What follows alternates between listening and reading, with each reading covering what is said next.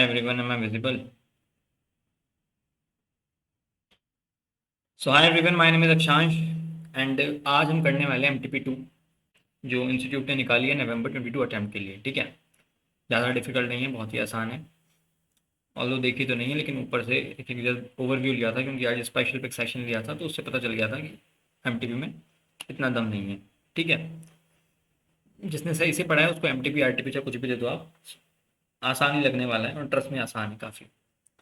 Before starting, let me introduce myself. So, as I've already said, my name is Akshansh. आपको पता ही होगा और I teach IDT here at an academy for CA final. अभी अन academy पे क्या होने वाला है, जैसे एक अपडेट देनी थी कि बहुत सारे बच्चों को ये प्रॉब्लम होती थी कि पूरा का पूरा ग्रुप लेना पड़ता था just because of one subject. Suppose करो किसी को आईडीटी पढ़ना है तो पूरा का पूरा ग्रुप खरीद रहा है, डीटी पढ़ना है तो पूरा का पूरा ग्रुप खरीद रहा है। अब ऐसा करने की बिल्कुल ज़रूरत नहीं है, आपको सब्जेक्ट वाइज मिल जाएंगे विद पर्टिकुलर टाइम्स वगैरह सब कुछ डला हुआ, मतलब बिल्कुल एक हाई क्लास तरीके से रिकॉर्डिंग करके हाई डेफिनेशन HD वगैरह में करके आपको सारी की सारी फैसिलिटीज़ मिल जाएंगी। मैं आपको बता देता हूँ कौन से अटैम्प्ट के लिए एप्लीकेबल होंगी और क्या क्या रहेगा सीन इनका। तो देख लो, May 23 और November 23 अटैम्प्ट के लिए स्टार्ट कर रहे हैं हम लोग और स्टार्ट हो चुकी है ऑलरेडी। इसमें लाइव मतलब वैसे तो रिकॉर्डेड रहेगा लेकिन लाइव डाउट सॉल्विंग सेशंस वगैरह बहुत रहेंगे, ग्रुप्स वगैरह में आप एडिट रहेंगे जहाँ पे आप डाउट पूछ सकते हैं। ठीक है, तो आइकॉनिक और प्लस दो तरह के मॉडल हैं, ऑल दो पहले बहुत डिफरेंस हुआ करता था आइकॉनिक और प्लस में, अभी कोई प्राइस में ज़्यादा डिफरेंस नहीं है।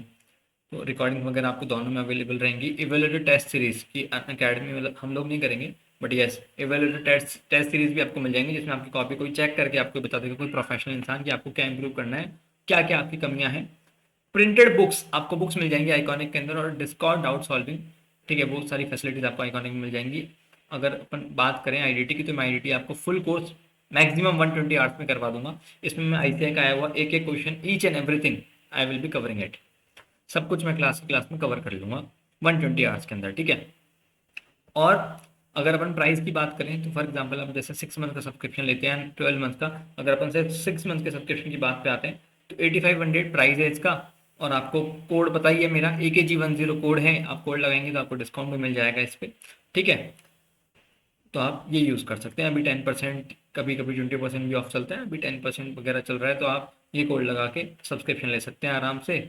तो थिंग्स विल बी गुड, अच्छा रहेगा। एंड ट्रस्ट मी, आईडीटी की रिस्पॉन्सिबिलिटी आपकी मेरी है, ये बात मैं हर अटेम्प्ट में कहता आया हूँ और हर बार ये कहता हूँ कि आई एश्योर यू कि आपको सबसे आसान सब्जेक्ट ही आईडीटी लगेगा।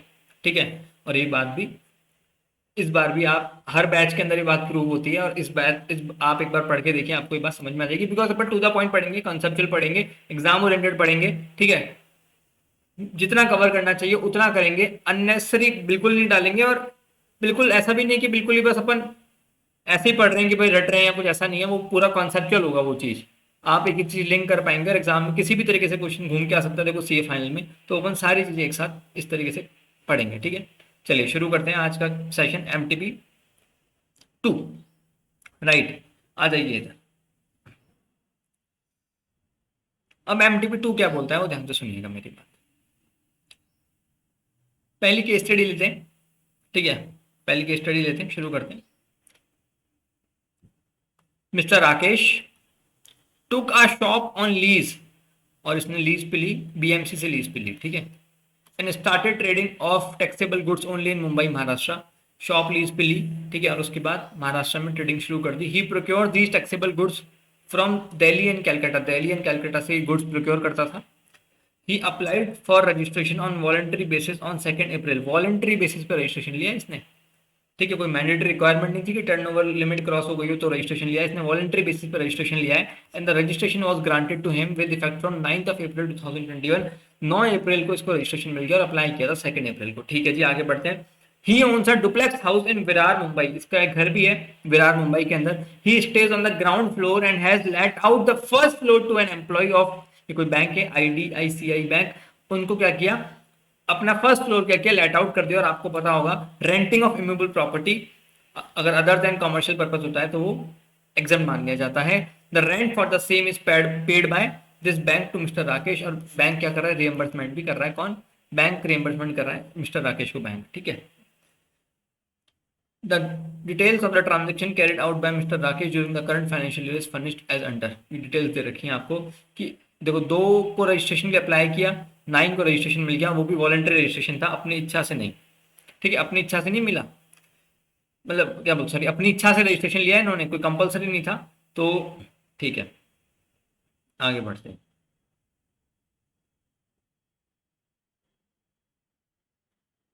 आगे बढ़ते हैं।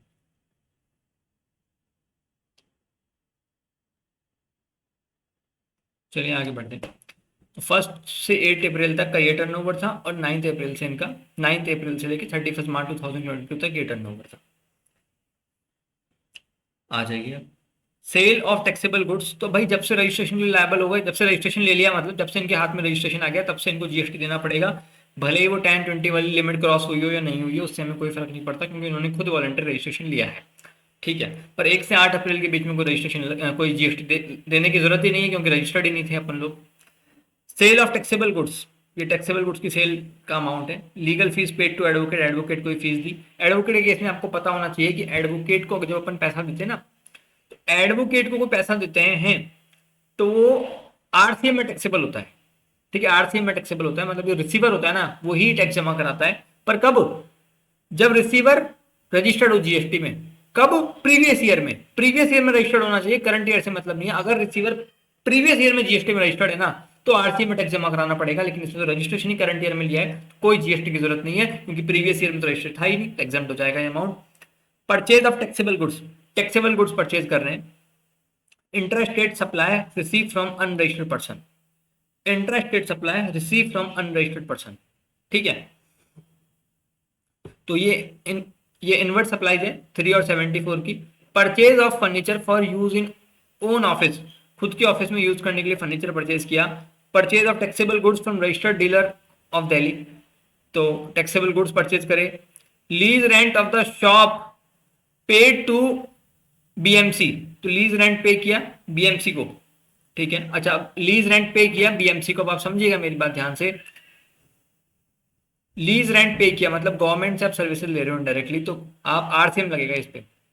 ध्यान ध्यान से सुनना मेरी बात। गवर्नमेंट की जो 3 सर्विसेज थी जो अपन ने पढ़ा था, वो फॉरवर्ड चार्ज में टैक्सेबल होती है शुरू वाली। ठीक है, जो ट्रांसपोर्टेशन ऑफ फैकल्टीज, ट्रांसपोर्टेशन और पैसेंजर ऑफ गुड्स वाली।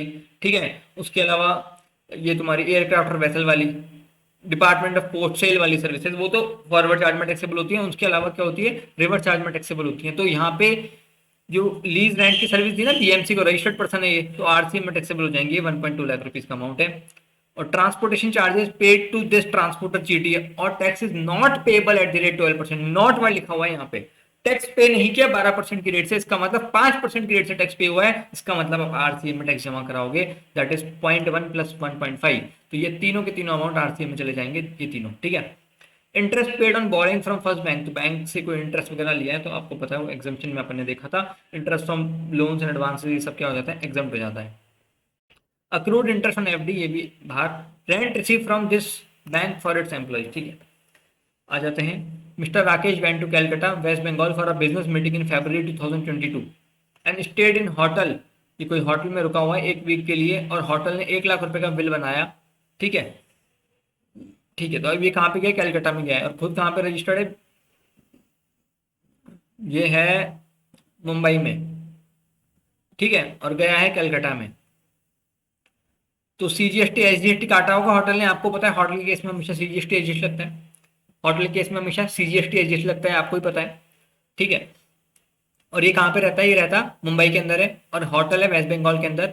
तो अब ये सीजीएसटी एसजीएसटी क्रेडिट का क्रेडिट ले भी नहीं सकता वैसे भी, क्योंकि खुद तो मुंबई में रजिस्टर्ड है। अगर आईजीएसटी की होती तो ले भी लेता। तो सीजीएसटी एसजीएसटी क्रेडिट इसको नहीं मिल पाएगी होटल वाली। ठीक है, यही वाला पॉइंट अब की बार की आरटीपी के अंदर भी एक क्वेश्चन था। ये होटल वाला पॉइंट आप ध्यान रखिएगा, ऐसे क्वेश्चन आजकल ऐसे काफी पूछ रहा है कि दूसरे स्टेट में आप जाके रुक रहे हो, तो होटल के केस में हमेशा सीजीएसटी एसजीएसटी लगता है। वो हमने प्लेस ऑफ सप्लाई चैप्टर में देखा भी था कि ऐसा क्यों होता है। तो इस वाले केस में क्या होगा? इस वाले केस में ऐसा होगा कि मिस्टर राकेश को कोई क्रेडिट नहीं मिल पाएगी। बाकी दे रखा है कि और कोई सप्लाई नहीं दे रखी, और आपको बता रखा है इंटरेस्टेड सप्लाई पे कितना टैक्स लगेगा? 6% 6% सीजीएसटी और 6% एसजीएसटी, और इंटरेस्टेड सप्लाई पे क्या लगेगा? 12% आईजीएसटी। ठीक है जी, आगे बढ़ते हैं। Based on the facts of the given scenario given above choose the most appropriate answer two questions. ये 5 क्वेश्चन दे रखे हैं, तो सिंपल सी बात है, बेसिक सा क्वेश्चन दे रखा है। इसके अंदर आपको बता रखा है कि 2 अप्रैल को हमने रजिस्ट्रेशन अप्लाई किया था, रजिस्ट्रेशन मिल गया 9 अप्रैल को, और 9 अप्रैल के बाद कुछ डेटा दे रखे हैं। ऑल तो रजिस्ट्रेशन की जरूरत नहीं थी, लेकिन हमने वॉलंटरी रजिस्ट्रेशन लिया, ऐसा हमको। अब रजिस्ट्रेशन लेने के बाद तो आपको जीएसटी देना ही पड़ेगा। ठीक है, आते हैं क्वेश्चन पे आते हैं। The value of out the value of outward supply which shall be subject to GST for the current financial year. Value of outward supply which shall be subject to GST for the current financial year, कितनी outward supply होगी current financial में, आपको वो amount बताना है which shall be subject to GST. Total outward supply नहीं पूछा, आपसे पूछा है कि वो आउटवर्ड सप्लाई जिसपे जीएसटी देना है हमें करंट फाइनेंशियल ईयर के लिए। तो आप ध्यान से देखिए, करंट फाइनेंशियल ईयर में 1 से 8 वाली पे तो 1 अप्रैल से 8 अप्रैल 2021 पे तो जीएसटी वैसे भी नहीं देना, तो हमको ये वाला देखना है। तो 84 लेना है और एक 14 लेना है, चाहे वो इंट्रा हो चाहे इंटर से कोई फर्क नहीं पड़ता, ये दोनों अमाउंट इंक्लूड नहीं होंगे। It will come 98। Outward supply तो यही है, और हमें टैक्स तो भले इस पे भी देना है जीटीए पे, पर वो आउटवर्ड सप्लाई थोड़ी है, वो तो हमारी इनवर्ड सप्लाई है। और क्वेश्चन में हमसे आउटवर्ड सप्लाई पूछा है, क्वेश्चन में हमसे क्या पूछा है, आउटवर्ड सप्लाई पूछा है। ठीक है, यहाँ तक क्लियर है, कोई दिक्कत की बात, कोई दिक्कत की बात नहीं है। आगे बढ़ते हैं। Second second question, which of the following is correct in terms of the case scenario given above. ये जो केस सिनेरियो दे रखा है ना, इनमें से कौन सा करेक्ट है आपको बताना है। 1 मिनट ले लो, चारों पॉइंट पढ़ो खुद, आराम से पढ़ो चारों पॉइंट, फिर आपको समझ में आ जाएगा। आंसर निकालने की कोशिश करो, 1 मिनट लो और पढ़ो इसको।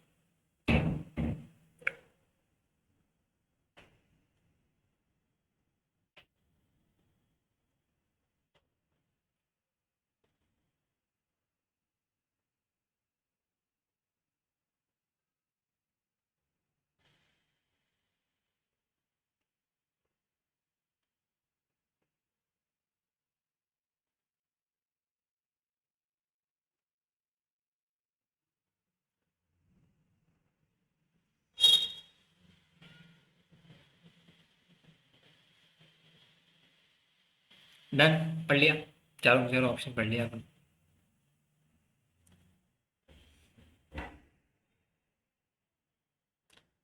अब समझना मेरी बात। Which of the following statement is correct in terms of the fact of the case scenario given above, कौन कौन सा करेक्ट है।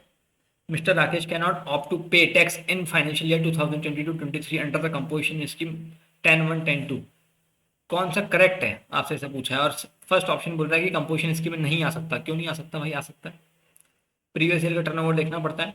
कौन से फाइनेंशियल के लिए पूछ रहा है ये, आपसे फाइनेंशियल के लिए पूछ रहा है 22-23। ठीक है, 22-23 के लिए आप कंपोजिशन में नहीं आ सकते, तो आपको 21-22 का टर्नओवर देखना है, टोटल टर्नओवर, एग्रीगेट टर्नओवर। तो 21-22 का एग्रीगेट टर्नओवर देखोगे तो 1.5 सीआर से कम है, चाहे आप जोड़ लो इनको, ये चारों को भी जोड़ लो। ठीक है, ये आपका एग्रीगेट टर्नओवर के अंदर आ जाएंगे, ये आपका 1.5 सीआर से कम है। तो yes, you can go for composition scheme. और मुंबई की बात है तो 75 लाख वाली तो लिमिट लगेगी नहीं, 1.5 वाली लिमिट लगेगी, 1.5 सीआर। तो यस, कंपोजिशन स्कीम आ सकता है। इन्होंने बोला कैन नॉट, तो ये गलत हो गया, हमसे करेक्ट पूछा है, कौन सा करेक्ट है।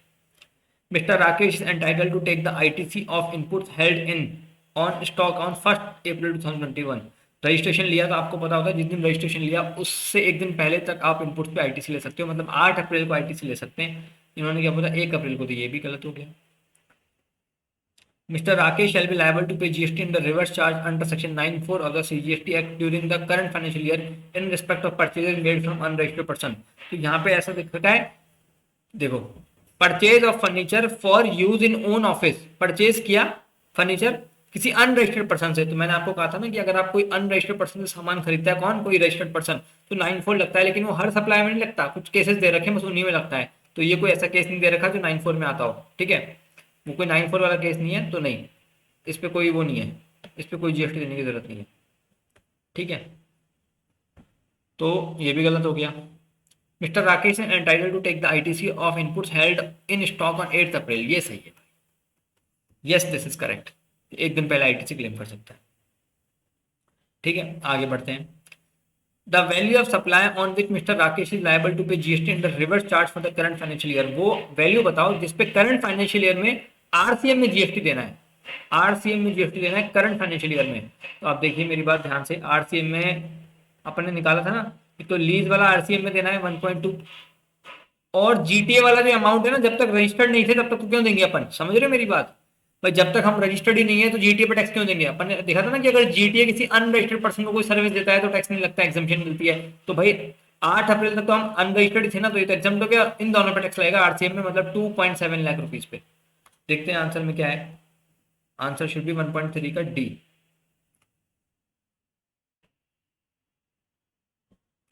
1.3 का डी। ये डी आंसर 1.2 का डी था क्या? 1.2 का डी, यहाँ पे 8 अप्रैल लिखा हुआ है, यहाँ पे भी 8 अप्रैल लिखना है, गलत लिख दिया ICI ने, यहाँ पे 8 अप्रैल लिखा है, ऑल दो आंसर सही है डी। ठीक है, आ जाते हैं फोर्थ पॉइंट पे, आ जाते हैं। फोर्थ पॉइंट क्या बोलता है, which of the following inward supply is not subject to payment of tax under RCM, कौन से पे RCM नहीं लगेगा, कौन सा ऐसा अमाउंट है जिस पे RCM नहीं लगेगा, वो हमको बताना है इस क्वेश्चन के अंदर। ठीक है, तो shop rent paid to BMC, yes, इस पे तो RCM लगेगा। Legal fees paid to advocate, ये एग्जाम हो जाएगा। तो यस, क्वेश्चन में क्या पूछा है कि किस पे RCM लगेगा, ये नहीं पूछा कि एग्जाम एग्जाम हो जाएगा, तो सही पॉइंट हो गया ना कि हाँ भाई इस पे RCM नहीं लगेगा, कोई मिला के तो हाँ, एग्जाम पे तो नहीं लगेगा। Purchase of stationery item from unregistered person, नहीं, इस पे भी RCM लगेगा, ये भी सही है। Transportation charges paid to this Gati enterprises, इस पे RCM लग जाएगा, तो सेकंड और थर्ड पे RCM नहीं लगेगा, ये आंसर आ जाएगा सी। सी 1.4 का सी। 1.5 पे आते हैं, 1.5 क्या बोलता है, whether ITC is available on the GST paid by Mr. Rakesh on the taxable value of 1 lakh charged by hotel, hotel ने जो 1 लाख रुपए चार्ज किए, क्या उस पर ITC मिलेगा, नो क्रेडिट इज अवेलेबल। क्या करेगा CGST SGST क्रेडिट लेके, कोई क्रेडिट अवेलेबल ही नहीं होगी इसको। ठीक है, कॉन्सेप्ट क्या है इसके पीछे, देखो सिंपल सी बात है, होटल में आप गए और आपने CGST SGST दिया, होटल में कहाँ पे गया, कलकत्ता वेस्ट बंगाल में गया, मतलब बंगाल गवर्नमेंट के पास सारा का सारा टैक्स चला गया हो, CGST SGST मतलब उनकी गवर्नमेंट को चला गया। अब आप बोल रहे हो कि भाई हमको क्रेडिट दे दो, तो भाई CGST SGST की नहीं, IGST क्रेडिट होते तुमको दे देते, तुम कहाँ पे रहते हो, मुंबई में रहते हो, तो तुमको वहाँ की क्रेडिट नहीं मिलेगी, वो तो ऑलरेडी चला गया, तुम वहाँ पे रजिस्टर्ड तो हो नहीं। या तो तुम क्या करो, बंगाल में रजिस्ट्रेशन लो। इसका एक सॉल्यूशन है कि बैंगलोर में CTP का रजिस्ट्रेशन ले लो, कैजुअल टैक्सेबल पर्सन का। बैंगलोर में क्या करो, सॉरी कैलकाटा में क्या करो, CTP का रजिस्ट्रेशन ले लो आप, कैजुअल टैक्सेबल पर्सन का। मेन रजिस्ट्रेशन मुंबई में रहने दो, और अगर आप स्टे करने जा रहे हो और बड़ा अमाउंट का क्रेडिट है ना, तो आप क्या करो, CTP का रजिस्ट्रेशन तो होगा ही आपके पास, तो आपको क्रेडिट मिल जाएगी फिर। यार छोड़ो, ज़्यादा डीप में जाने की जरूरत नहीं है, इतना ही समझ लो बहुत है। Answer will come D. First question clear है नहीं है, एक बार फटाफट से इसको एक बार और देख लो, फर्स्ट क्वेश्चन की चारों पार्ट फटाफट से एक बार रीड कर लो, मैं तुम्हें 1 मिनट दे रहा हूँ।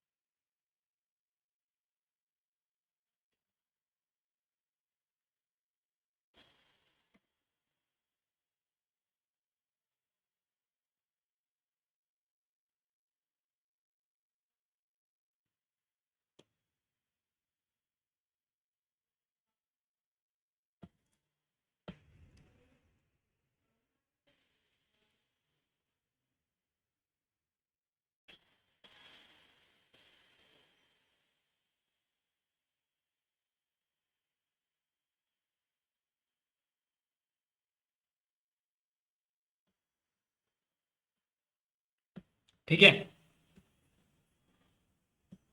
क्लियर, कोई दिक्कत? कोई दिक्कत नहीं। सेकंड क्वेश्चन पे आ जाते हैं, सेकंड क्वेश्चन क्या बोलता है। सेकंड क्वेश्चन ये बोलता है, DP limited is a supplier of AC, क्या बनाते हैं, AC बनाते हैं। डीपी लिमिटेड क्या बनाते हैं, AC बनाते हैं। It also undertake installation of AC at the premises of its client, बनाते भी हैं और इंस्टॉल भी करते हैं AC को। The company has provided the following details for the month of February, आपको ये डिटेल्स दे रखी हैं कंपनी ने फरवरी मंथ के लिए। Supply and installation of 10 ACs at the newly established office of Dhैर्य and Company, a CA firm registered under GST in New Delhi under the cover of an invoice। तो इन्होंने क्या किया, AC सप्लाई भी करे और install भी करे। किसको करे, धैर्य एंड कंपनी को AC सप्लाई भी करे, इंस्टॉल भी करवाए। कंपोजिट सप्लाई हो गई 10 AC, और कंपनी चार्ज 21,000 पर AC from the CA firm, 21,000 रुपये लिए उन्होंने दोनों के। Payment for the same was receive on 28 फरवरी, और पेमेंट कब मिला, 28 फरवरी को पेमेंट मिल गया। ठीक है, कब मिला पेमेंट, 28 फरवरी को पेमेंट मिल गया। और इन्होंने क्या किया है, 2 फरवरी को क्या किया, क्योंकि the company has provided following details for the month of February. 2 फरवरी को इन्होंने एसी सप्लाई करे और इंस्टॉल भी कर दिए, तो प्रोविजन ऑफ सर्विस तो हो गया 2 फरवरी। और पेमेंट मिला और इनको इनवॉइस भी मिल गया 2 फरवरी। ठीक है, 2 फरवरी को दो चीजें हो गई, 2 फरवरी को इनको इन्होंने सर्विस भी दे दी और इनको इनवॉइस भी मिल गया, और पेमेंट जो मिला है ना वो 28 फरवरी को मिला है। ठीक है, ऐसे दो ट्रांजेक्शन और दे रखे हैं 15 और 20 वाले, इसको आप रीड कर लो, बिल्कुल वो नॉर्मल से दे रखे हैं। जो ये 15 वाला सिर्फ और सिर्फ सप्लाई और सर्विस का है, सिर्फ और सिर्फ सप्लाई और सर्विस का है, 2,000 रुपये पर इंस्टॉलेशन। और जो 20 वाला है ना वो भी सिर्फ और सिर्फ इंस्टॉलेशन का है, डेट सप्लाई ऑफ सर्विस। अब देखते हैं नीचे क्या दे रखा है। एसी की स्टैंडर्ड प्राइस दे रखी है 20,000 रुपये per piece. Service of installation of AC दे रखी है 2,000 रुपये पर इंस्टॉलेशन। और एसी प्लस इंस्टॉलेशन दे रखा है 21,000 रुपये, मतलब कॉम्बो डिस्काउंट मिल रहा है 1,000 रुपये का। Applicability of rate of taxes, तो बिफोर 22 फरवरी और आफ्टर 22 फरवरी। बिफोर में इन्होंने क्या बोला कि पहले एसी की रेट थी 18%, अब हो गई 5%, नहीं अब हो गई 12%। पहले एसी इंस्टॉलेशन की रेट थी 5%, अब हो गई 12%, मतलब एसी की तो कम हो गई लेकिन इंस्टॉलेशन की बढ़ गई। ठीक है, based on above fact choose the most appropriate answer to question below. जो क्वेश्चन दे रखे हैं इनका आंसर आपको सबसे बताना है। What tax rate should be charge on supply made by Dhairyan company. Dhairyan company ने सप्लाई करी ना, धैर्यन कंपनी कौन सी है, सबसे पहली वाली कंपनी धैर्यन कंपनी, तो उनकी टैक्स रेट क्या होगी। और इन्होंने क्वेश्चन में क्या बता रखा है, टैक्स रेट 22 फरवरी से पहले बदली है, 22 फरवरी के बाद जो भी करना है वो चेंजेस करने हैं। तो 2 फरवरी को क्या हुआ था, एसी सप्लाई भी हो गए थे, प्रोविजन ऑफ सर्विस भी हो गई थी और इनवॉइस भी इशू हो गए थे, और पेमेंट मिला था 28 को। तो तीन में से दो इवेंट क्या हो गए, पहले हो गए, तो प्लेस सप्लाई क्या माना जाएगा, place sorry time of supply क्या माना जाएगा, second February time of supply माना जाएगा, 2 फरवरी टाइम ऑफ सप्लाई माना जाएगा। इसका मतलब ऑलरेडी लगेगी, दैट इज 18%। फर्स्ट का आंसर आ जाएगा ए। फर्स्ट का आंसर क्या आ जाएगा, ए आंसर आ जाएगा। सेकंड पे आते हैं। What is the time of supply of services provided to mister Dheeraj. Dheeraj को जो सर्विस दी ना, धीरज कौन है, ये सेकंड वाला। एसी इंस्टॉल करे, 15 एसी इनके इंस्टॉल किए, और वो कहाँ पे किए,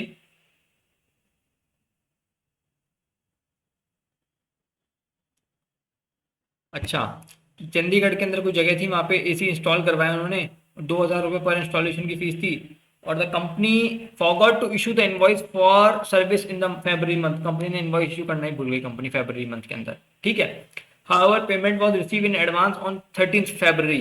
तो 15 फरवरी को प्रोविजन ऑफ सर्विस हुआ। ठीक है, इनवॉइस आया नहीं है और पेमेंट 13 फरवरी को आ गया। अगर इनवॉइस टाइम लिमिट के अंदर इशू नहीं होता है सर्विस के केस में, तो टाइम ऑफ सप्लाई क्या मानते हैं, date of provision of service और date of payment whichever earlier. तो प्रोविजन ऑफ सर्विस तो होगी 15 फरवरी और पेमेंट की डेट हो गई 13 फरवरी विच एवर अर्लियर, मतलब 13 February is the right answer.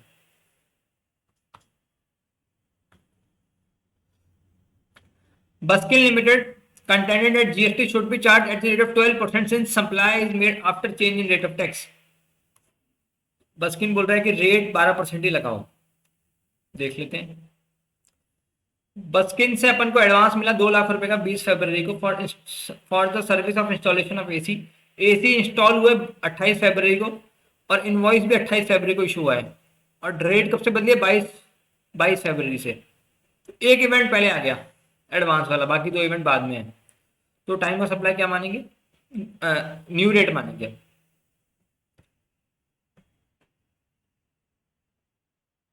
Clear, एक बार रीड कर लो।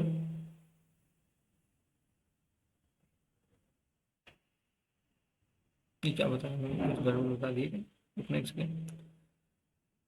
हाँ, तो न्यू रेट मानेंगे दैट इज 12%। हाँ यही तो बताया ना मैंने, तो आंसर देख लेते हैं।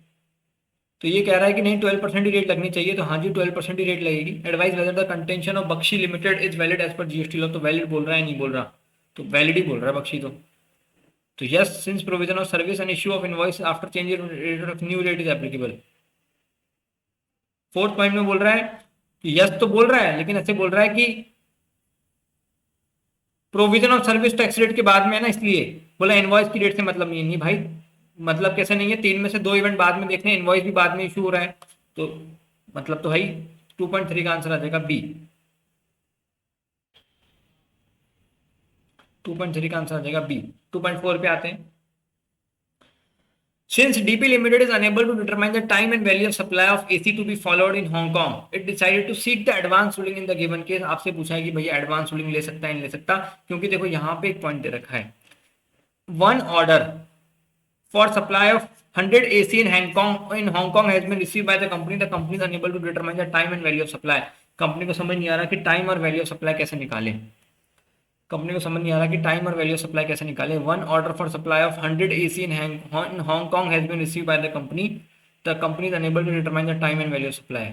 देखो सिंपल सी बात है, आप एडवांस रूलिंग के लिए जा सकते हैं, एडवांस रूलिंग के लिए प्लेस सप्लाई के लिए नहीं जा सकते, लेकिन टाइम और वैल्यू के लिए जा ही सकते हैं. तो यही क्वेश्चन में लिखा हुआ है, DP limited can seek advance ruling to determine the time and value of supply of AC. After seeking advance ruling it is agreed that the finding of authority for advance ruling it can also file an appeal with triple R. बोल रहे हैं कि अगर आप double R से satisfied नहीं हो तो ट्रिपल आर के पास भी जा सकते हैं. हाँ जा सकते हैं, बिल्कुल जा सकते हैं, कुछ फीस देनी पड़ती है, आपको पता होगा. ये बोल रहा है कि हाँ एडवांस रूलिंग ले सकते हैं, लेकिन सिर्फ टाइम ऑफ सप्लाई के लिए ले सकते हैं, वैल्यू ऑफ सप्लाई के लिए नहीं. गलत. ये बोल रहा है ले ही नहीं सकते, ये भी गलत है. ये बोल रहा है कि टाइम और वैल्यू दोनों के लिए ले सकते हैं, लेकिन इनका जो ऑर्डर है ना वो ट्रिपल आर में नहीं जा सकता, तो ये भी गलत है. First option is correct.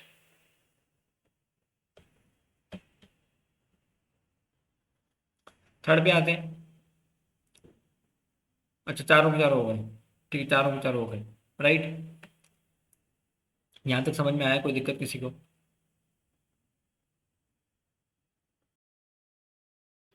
चलिए, तो अपने दो हो गए, और दो में अपन ने क्या क्या देख लिया. पहला बड़ा आसान था. पहले का अगर मैं फर्स्ट कहूँ तो सिर्फ आउटवर्ड सप्लाई पूछा था, और आउटवर्ड सप्लाई में ये वाला अमाउंट तो आएगा नहीं, फर्स्ट से 8 वाला, 9 से 31 वाला आएगा, ठीक है. और सेकंड कहूँ, थर्ड इजीली आपने पढ़ लिया होगा, ये वाला भी ध्यान से देख लेना, रिवर्स चार्ज वाला, यहाँ पे बच्चे गलती करेंगे. 270, ये वाला अमाउंट नहीं आएगा इसके अंदर, ये वाला. क्यों नहीं आएगा? क्योंकि जीएसटी से पहले का है. चलो आगे बढ़ते हैं, थर्ड क्वेश्चन पे आ जाओ. थर्ड क्वेश्चन क्या बोलता है? State which of the following statement is correct. कौन सा करेक्ट है आपको, इन कौन सा इनकरेक्ट है आपको ये बताना है, ठीक है. An agent supplying taxable goods on behalf of principal where invoice issued in the name of principal is required to get compulsory registration under GST. तो ये क्या बोल रहे हैं? ये बोल रहे हैं कि कोई एजेंट, ठीक है, कौन सा इनकरेक्ट है, जो where invoice issued in the name of principal is required to get compulsory registration. तो इनवॉइस प्रिंसिपल के नाम पे इशू कर रहा है, तो क्या कंपल्सरी रजिस्ट्रेशन लेना पड़ेगा? जी नहीं. खुद के नाम पे इशू करेगा तो कंपल्सरी रजिस्ट्रेशन लेना पड़ेगा, ठीक है. इस केस में कोई कंपल्सरी रजिस्ट्रेशन की जरूरत नहीं है, ठीक है. ये ये करेक्ट है. नहीं, एन एजेंट, हाँ ये इनकरेक्ट है ना, तो सही हो गया, मतलब इनकरेक्ट है इसलिए सही हो गया, इनकरेक्ट ही तो पूछा है, ठीक है. आगे, person who are required to deduct TDS under section 51 whether or not separately registered are compulsory required to get registered under GST without any threshold limit. तो ये भी सही बात है, ये तो करेक्ट है. सेक्शन एज पर सेक्शन 24 जो लोग TDS या TCS काटते हैं उनको कंपल्सरी रजिस्ट्रेशन लेना पड़ता है. सेनोरिटा, टी मतलब TDS TCS, ठीक है. थर्ड वाला, where any person supplying OIDR services from a place outside India to a registered person in India is compulsory required to get registered under GST without any threshold limit. ये भी सही बात है, senorita में आता है ये भी. Person who supply services other than supplies specified under 9(5) through ECO who is required to collect TCS are compulsory required to get registration under GST without any threshold limit. कुछ तो गड़बड़ कर रहे हैं, पर अभी तक आपसे क्वेश्चन ने पूछा कौन सा इनकरेक्ट है, और आंसर देखते हैं एक बार. आंसर में कितना है? 3 का सी, 1 2 3. ओहो ब्लेंडर हो रहा है. 1 जब पूछ रहे 1 3 एंड 4, तो सेकंड तो करेक्ट है, ठीक है. सेकंड तो अपने इधर लिखा है, every person supplying OIDR services और travel services from a place outside India to a registered person. नहीं नहीं नहीं, ये बात गलत हो गई. ऐसा चाहे रजिस्टर्ड हो चाहे अनरजिस्टर्ड हो, आप चाहे नेटफ्लिक्स वाला है, अगर हॉटस्टार वाला है तो उसको इंडिया में रजिस्ट्रेशन लेना ही पड़ेगा, GST देना पड़ेगा. इनफैक्ट DT के अंदर भी इक्वलाइजेशन लेवी के कॉन्सेप्ट आते हैं इन लोगों पे, ठीक है. तो वो अपन ने देख लिया, वो अपन ने देख लिया. तो ये वाली बात नहीं है कि टू और रजिस्टर्ड पर्सन ही होना चाहिए. तो ये क्या हो गया? इनकरेक्ट हो गया. फर्स्ट और थर्ड सही है. फोर्थ देखते हैं, every person who supplies services other than supply specified under 9(5) through ECO who is required to collect tax at source are required to compulsory get under without. तो इस service में तो 20 लाख रुपए की लिमिट लगती है ना, तो ये ऐसे कैसे बोल रहा है कि without any threshold limit, service के केस में तो 20 लाख रुपए की लिमिट लगती है। तो answer will come C 1, 3 and 4। I think clear होगा आप लोगों को, कोई तकलीफ की बात ही नहीं होगी। थर्ड वाला भी क्लियर हो गया। फोर्थ वाला कस्टम का है, उससे पहले अपन करते हैं फिफ्थ वाला, देख लो आसान है। During access to any business premises under section 71 of the CGST act which of the following record can be inspected by the officer. कौन कौन से रिकॉर्ड चेक कर सकता है? तो यस, चारों ही कर सकता है। अपन ने देखा था इंस्पेक्शन सर्च एंड सीजन वाला चैप्टर था ना, उसका लास्ट वाला पॉइंट, उसमें देखा था अपन ने, वो लास्ट वाला जो टॉपिक था ना सेक्शन 71, उसमें देखा था क्या क्या कर सकता है, और एग्जाम में 4 से 5 नंबर का क्वेश्चन भी आ सकता है। तो आंसर वेलकम डी, फिफ्थ का डी आंसर आ जाएगा, देख लीजिए आप, फिफ्थ का डी आ जाएगा। तोबेको क्या है? Subject to both GST next central excise duty. Six का बी, सिक्स का बी तो मेरे को ये बेसिक बेसिक वाला चैप्टर था, उसमें देखा था अपन ने। क्वेश्चन नंबर 7 पे आते हैं। 7 क्या बोलता है? 7 ऐसा बोलता है, alpha limited make two sales to unlimited buyer. दो सेल करता है। In the first sale 500 units are sold at a price of 95। In the second sale 400 units are sold at a price of 100। For the purpose of rule 7 determine the unit price in the greatest aggregate quantity. अब देखो मैं आपको एक बात बता देता हूँ कि in the first sale 500 unit बेची 95 में, तो जितनी ज्यादा यूनिट बेची ना जिस प्राइस में, वही आंसर होगा इसका। ठीक है। फॉर एग्जाम्पल अगर एक क्वेश्चन में ऐसा और देता कि 200 यूनिट और बेची 100 में, तो आंसर फिर 100 हो जाता। मतलब 200, 400 प्लस 200 600 हो गई। बोल रहे हैं ना 200 यूनिट और बेची मान लो 100 में, तो आंसर कितना हो जाता? 100 हो जाता। यहाँ पे 500 यूनिट बेची 95 में और 400 यूनिट बेची 100 में, तो आंसर वेलकम 95 ए। 8 पे आते हैं कि कोई कंपनी है, उसने goods, certain goods abroad for repair कुछ भेजे बाहर, और उसके कंसल्टेंट ने बोला कि इनको कस्टम ड्यूटी देनी पड़ेगी, BCD IGST ये सब, only on fair cost of repair, cost of material use in repair. आपको ही पता है, अपन ने देखा है कि अगर आपकी मशीन बाहर बेचते हो ना, तो उसका आने जाने का दोनों का भाड़ा और कॉस्ट ऑफ रिपेयर, ऑल दो गारंटी में हो तो भी, whether such cost are incurred or not, freight and insurance both ways on re imported goods, provided they fulfil the following condition. Re importation is done within the 3 years from the date of export. ठीक है। Export and re import are same goods, ownership does not change. 8 का A answer होना चाहिए, 8 का A answer है। ठीक है, सही बात है। 9, the relevant date for determining the rate of exchange in case imported good. Rate of exchange कौन से निकल लेते हैं? बिल ऑफ एंट्री की रेट ऑफ एक्सचेंज लेते हैं, बिल ऑफ एंट्री की रेट ऑफ एक्सचेंज लेते हैं। बी आंसर आ जाएगा 9th का, 9th का बी आंसर आ गया, 9th का बी आंसर आ गया। क्लियर है, सॉर्टेड है, आगे बढ़े। ठीक है, काम करते हैं अब इसका पार्ट 2, जस्ट नीचे दे देगा, दिख जाएगा आपको इस प्लेलिस्ट के अंदर, जिसमें मैं आपको डिस्क्रिप्टिव क्वेश्चन करवाऊंगा, सारे के सारे आसान है बहुत। चलिए आगे बढ़ते हैं।